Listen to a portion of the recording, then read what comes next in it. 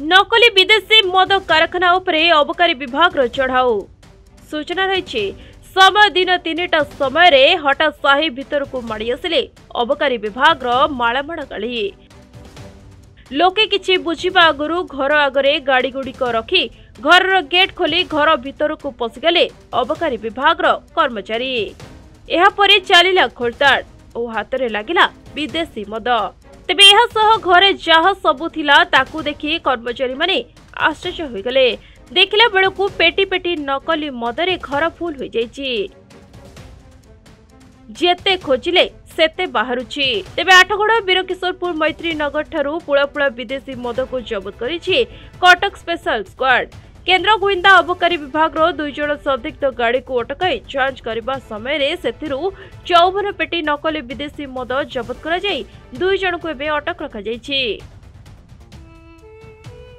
देखु गतकाली आम गोटे खबर आसला खबर को बेस करिकी आमे तमांड थाना निकटस्थ गोटे पिकअप वैन को अटक रखिलु से जो थी कि आम 51 पेटी विदेशी नकली विदेशी मद जबत सह 2 जन को अटक रखीचु। से बयान को आधार करिकी आज ये जगह आम रेड मारिथिलु जो थी कि आपण माने देखुचंती 300 पेटी ऊर्ध्व finishing product duplicate finishing product आम उद्धार कलु एवं एथिरे आठगड़ एक्साइज स्टाफ आमर ईआईबी 20 जन स्टाफ लोड करिवारे बहुत समय आपण 4टारू ठीक एवं 6:30 है आम कम लगिचु जो थी कि 25 लाख ऊर्ध्व टंकार जिनस को आम जबत करछु। देखु आम तदंत प्रक्रिया बर्तमान चालू रही। गतकाली आम जो राति रे धरिलु से राति ठू आम चली जो फास्ट स्टेप आम नेलु आपणकर आठगड़ मैत्री नगर अंचल गोटे जिनस को आम ठाब कर यूनिटा को ठाब कलु जो थी कि कहीं लोक नथिले जे तार बयान ताको आम आनीलु से तार बयान को आधार करके आम ये रेड मारू जो थी कि बहुत जिनस रिकवरी है। आमर तदंत प्रक्रिया चालू अच्छी एथिरे घर मालिक को आम संश्लिष्ट करूँ एवं गाड़ी ओनर गोटे गाड़ी जबत होती गाड़ी ओनर को संश्लिष्ट करूँ यार या पछरे कौ माने अच्छी प्रच्छदपटे कौ माने रही काम करूँ आम तदंतभुक्त तदंत परिसर को आणवु।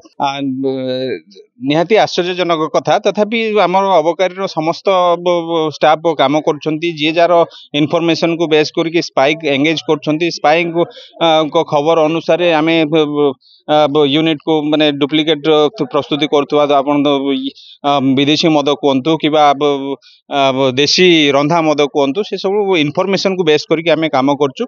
आगामी दिन में यह काम जारी रहिबो आउ पूरा तदंत प्रक्रिया चालू अच्छी जो मैंने आसवे ये तदंत आम एंटेंगल करके कोर्ट फरवर्ड करूँ। निश्चित ये गोटे अबकारी विभाग बड़ सफलता कालीर जो आम धरीचु तारी जो बयान को लेकिन आम आज ये जगह पहुंची पार्चु आ देखुचु आउ कौन बाहर इन्वेस्टिगेशन चालू अच्छी। तेबे तांको पचारिबारे आठगड़ थाना अंतर्गत मैत्री नगर रे एक घरे 300 पेटी अधिक नकली विदेशी मद रखा जाइछि बोली सेमन कहिथिले। तेबे अधिक तदंत जारी रहिछि बोली एबे अबकारी विभाग सूचना दैछन्ते। आठगड़रू राजू स्वयं का रिपोर्ट प्रतिदिन टीवी।